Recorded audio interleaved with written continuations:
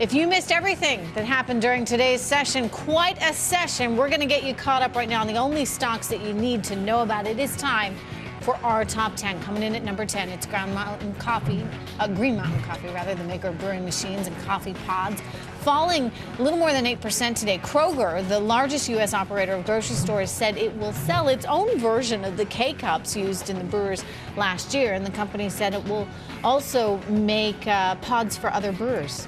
I think you said ground market coffee, but no, is absolutely right because it is falling back to the ground. I think that was right on the money. I was thinking coffee grounds. Yes, of course you were. All right. Garmin, the GPS device maker, now down about 8%, speaking of falling to the ground. Apple unveiling its own Maps application that include turn-by-turn navigation. Pretty cool stuff.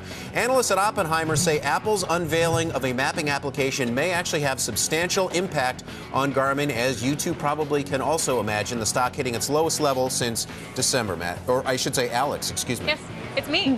Doesn't yes, quite it is. look like Matt. No, you're we look much so better similar, looking than Matt. It's so hard to tell us apart, you know what I mean? So I understand. All right, number 8, State Street up more than 1% today. Goldman Sachs is in talks to sell its hedge fund administration unit to State Street. The unit provides accounting, valuation, and risk management for hedge funds.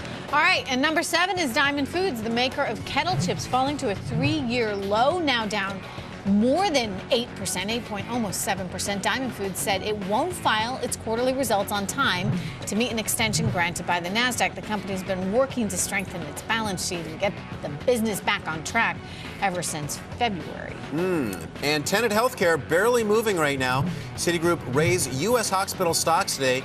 They say risk-reward looks favorable over the next 2 to 3 weeks heading into the Supreme Court decision on the healthcare reform law. Citigroup raised Tenet's price target to $6 from $4. I guess that would be a 50% return if they're right, but it's kind of funny when you're talking $4 stocks. All right, let's go to number 5 here. U.S. Steel, the country's largest producer of the metal, falling 6% today. Dahlman Rose and Company cut estimates for steel, saying they expect continued weakness for the metal.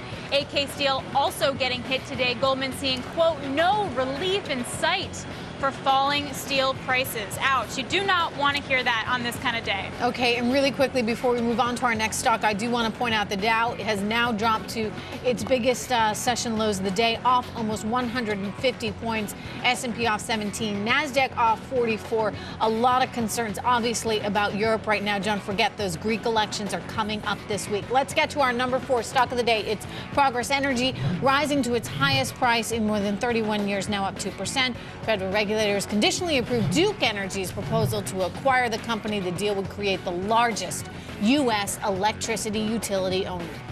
And NVIDIA, one of the biggest gainers today in the S&P. Think of it, one of the biggest, and it's up all of about 1.8%. Okay, fair enough, but still, it just tells you how bad this market is today. Down 154. Earlier today, getting an upgrade from UBS to a buy. It had been rated at neutral. Apple also announced its MacBook Pro has new NVIDIA graphics chips. And of course, that, Alex, has been the whole story with NVIDIA, the fact they make the chips.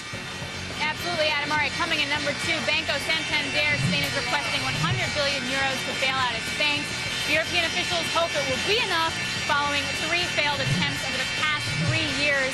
That amount is nearly 3 times what the IMF deemed necessary for Spanish banks in a report last week.